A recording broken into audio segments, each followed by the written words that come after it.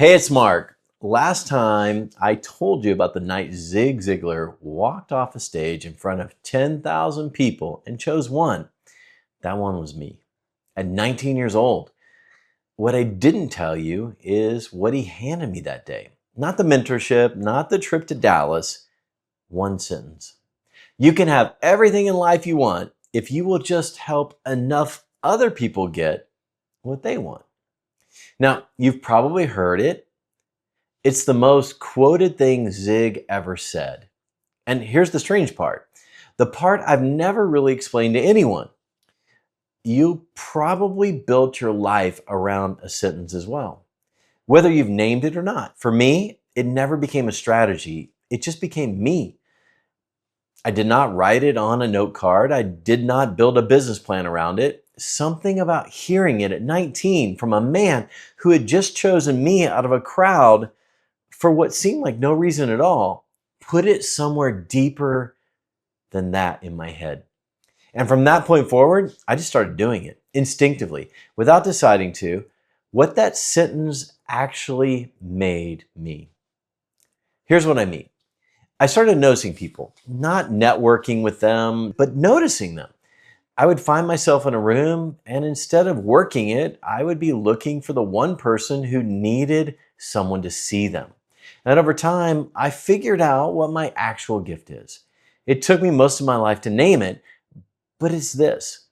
I can see people beyond what they see in themselves. That's the whole thing. Somebody is sitting there with a ceiling over their head that they built themselves, and I can see straight through it. And sometimes if I say the right thing at the right moment, they can see through it too. I did that as a 19-year-old kid running for national office. I did it as a CEO with my teams. I did it as a father with my kids over and over for years. And I do it now with the leaders that I work with. I never once thought of it as a technique. It is just what I am pulled towards because it gives me more joy than my own accomplishments ever have. That's not modesty. It's just the truth about how I'm built.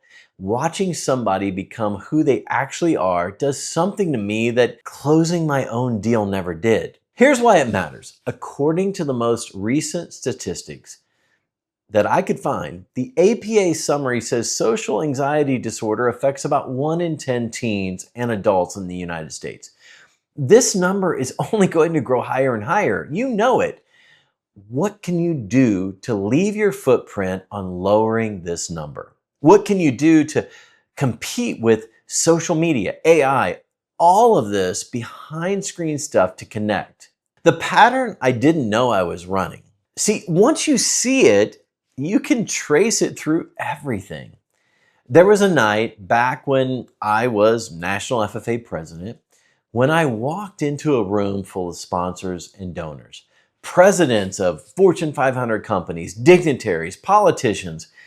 I did not know who most of them were, and I decided it didn't matter. I just decided to be completely present, to look people in the eye, to ask real questions, and then actually listen to the answers. At the end of the night, a man walked up to me, opened my jacket, slipped a business card into the inside pocket, and said, "Don't look at it now. I know you have a job to do. When you're finished, call me." That card said Dr. Gary Costley, president of Kellogg's USA. He mentored me for years.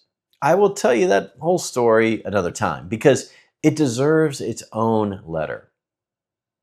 There was another moment, a few years later, when I was handed an introduction to read for the President of the United States. And it felt so lifeless. I just simply couldn't do it. So I rewrote the whole thing myself and I sent it to the White House before anybody could stop me. And the White House loved it. And I gave it. And months later, I was working in the White House. That one deserves its own letter too. I'm not telling you these to impress you. I'm telling you because for a long time, I thought those were lucky breaks. They were not. They were the sentence working. Zig had put something in me at 19, and I had been running it ever since without knowing what it was called. Kevin Harrington wasn't luck. He was a pattern that had begun long before I knew his name. You probably have a version of Mary in your life too, someone who saw the obvious thing you couldn't. Years later, I hit something I didn't expect. I was mentoring everyone, my team, my kids, my family, and one day it hit me that I did not have a mentor of my own. And Zig had been it, and Zig was gone. I sat with that and felt genuinely stuck. Where does a grown man go to find a mentor? My daughter was 14. We were watching Shark Tank together, which had become our thing, and she looked over and asked me, what was wrong? I have always had a strict honesty policy with my kids, so I told her the truth. I said, I mentor a lot of people, but I do not have anyone mentoring me right now, and I don't know where to find that. She did not even hesitate. She said, Dad, ask Kevin Harrington. I laughed at her out loud. I explained that Kevin has built more than 20 companies, that he was on television, that he was in demand all over the world, and that a man like that would not have time for someone like me. And my 14-year-old looked at me and said, but Dad, he goes on TV to help entrepreneurs just like you. Why wouldn't he help you? Doesn't Zig Ziglar say you can have everything in life you want if you will just help enough other people get what they want? The student was already teaching. Here's the part most people will leave out. I told her I would look into it, and I said it knowing full well that I wouldn't. I lied to my daughter because it was realistic. And realists know that Kevin Harrington does not mentor guys like me.